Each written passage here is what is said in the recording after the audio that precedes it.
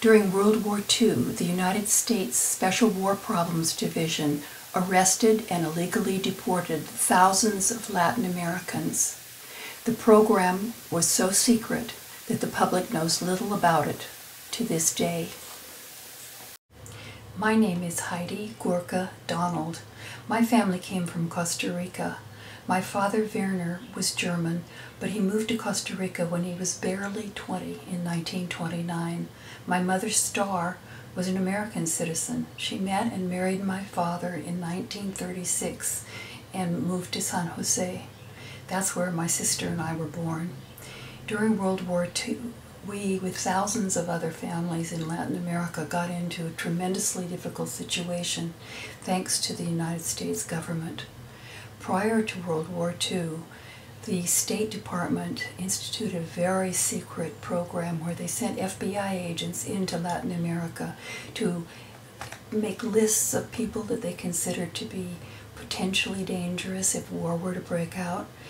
The usual suspects of the time were the Japanese, German, or Italian ethnic groups. So my father was targeted, he was put on a list, and when World War II broke out, he was arrested. He was one of over 8,500 German Latin American men, mostly, that were thrown into jail at the time. Then 4,000 plus of us, families mostly, were brought to the United States at gunpoint to be interned in camps around the country. My family spent 15 months in Crystal City, Texas. My aunt, uncle, and cousin joined an, I guess you'd call it, elite group of German Latin Americans, more than 3,000 out of the 4,000 that had been originally brought up, who were sent back to Germany, war-torn Germany. Many of them were exchanged for American citizens or Latin American citizens who were held behind Germany's borders.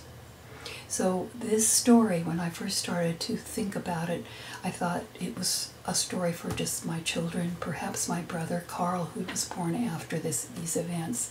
But the more I thought about it, the more I realized that this is the sort of situation that comes up whenever a government or a country feels threatened.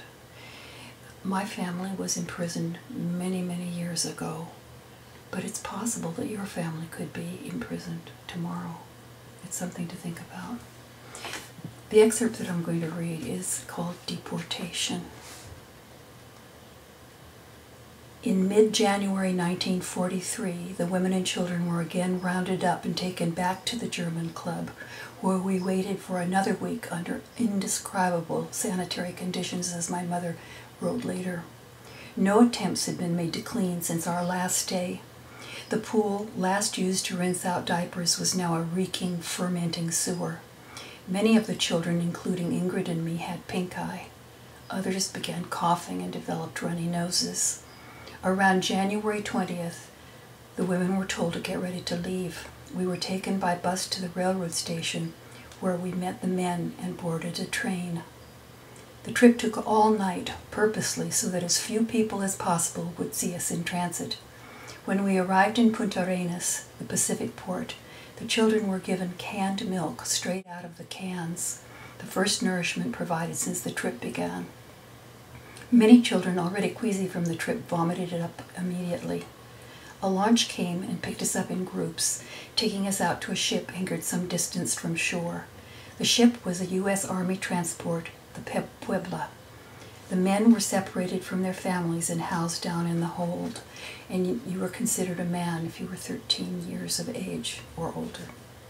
My mother, Ingrid, and I were assigned cabin space with 2 other women and their 2 little girls. For over a week, the ship sat in port in blackout restrictions. For over a week, until the ship sailed, no one was allowed on deck. No portholes opened. It was hot and humid, and the air filled with the stink of dirty diapers and old sweat. The ship left Punta Arenas on January 26th. There were no ports of call until we reached San Pedro, California. Daily inspections were held. Although the cramped quarters were overcrowded with women and children, a sailor decided that the women in our cabin could not go up on deck one day because they'd hung wash diapers around the room to dry. Voice shaking with rage when she told me this story over half a century later, my mother asked, where were we expected to hang diapers? What was it like for my father and the other men down in the bowels of the ship? I imagine the heat and the stench of unwashed men, the vomit, the open bucket latrines. Did they have any bedding? Was there adequate water for drinking, if not for bathing? Were they ever allowed a breath of fresh air? My father never talked about his experiences, even to my mother. When she asked, he would turn away. By the time the ship docked at the immigration detention station on Terminal Island on February 6th, many more children were fevered and coughing. The faces, hands, and arms of many children and some adults had blistering sores crusted with thick yellow exudates. Both Ingrid and I were very sick, but Ingy was the sickest. My mother was also coughing. Of 131 Costa Ricans on that ship, 55 of the children had whooping cough, including my sister and me. The women and children were led to a dorm-like room with beds and clean sheets and a big bathroom. Of course, there were bars across the windows, but after the ship voyage, the new setting seemed like pure luxury. The men were taken away, where no one knew. The true cost of these programs comes home when one realizes that each number represents a person, a man forcibly removed from his home and business, a woman who weeps for her husband, brother, or son, a child bewildered and afraid.